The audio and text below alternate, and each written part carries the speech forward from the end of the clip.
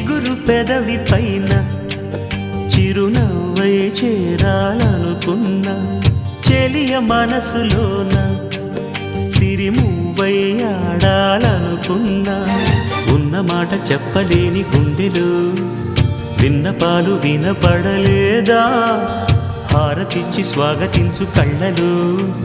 ప్రేమ కాంతి కనబడలేదా మరి అంత దూరమా కలలు కన్న తీరమా జాబిలమ్మ నీకు అంత కోపమా జాజి పూల మీద జాలి చూపుమా